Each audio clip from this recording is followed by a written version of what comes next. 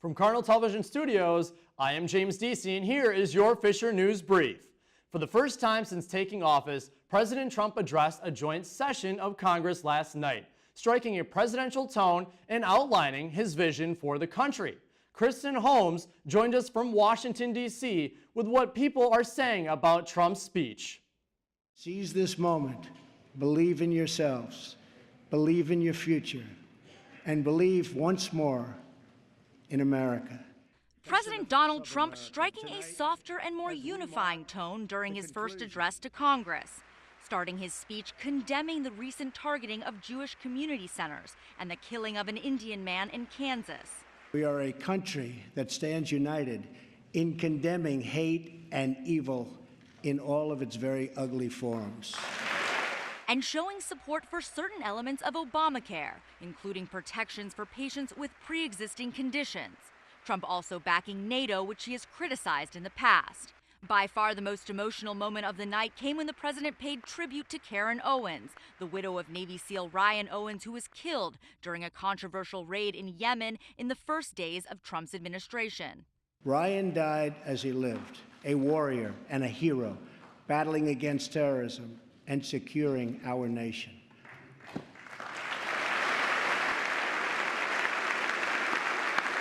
A CNN ORC poll of speech watchers showing 57% viewing the speech as very positive. What the American people saw is the president I serve with every day. But Democratic leaders are still not convinced. There's a low bar here among a lot of the media. Oh, well, he wasn't nasty. That is not enough to get America in the place where we have to go. It's a mystery that has fascinated visitors for decades. Why does half of a river in Minnesota disappear when it splits at a waterfall? Now, researchers believe it's all an illusion. Bill Hudson explains. If you've ever visited the North Shore, you've no doubt been in awe of the jagged rock and tumbling waterfalls, and perplexed by one in particular. It's a big hole. Black hole. There's still no real confirmation as to where the water goes once it goes in. This is Devil's Kettle on the Brule River near Grand Marais, where water in the left fork of the river appears to just vanish into rock. We'll see if anybody calls me from China. In 2012, Mike Binkley even tossed in a ping pong ball with his phone number. He's still waiting for that call.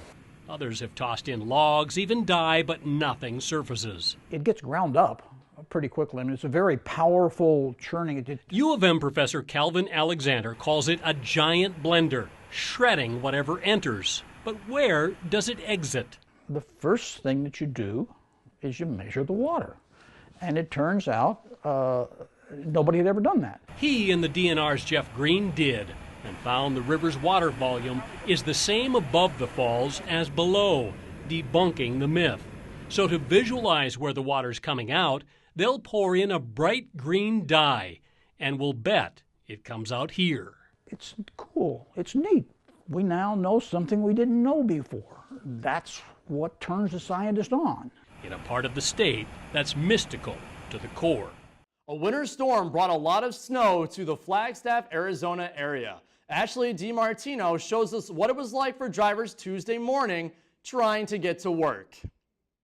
The snow is off and on at this point in Flagstaff, but if you just take a look around, you could see that Mother Nature covered everything with snow, and that has made for an interesting start to the day in Flagstaff. Folks in Flagstaff waking up to 16 inches of fresh powder after a snowstorm that lasted more than 12 hours.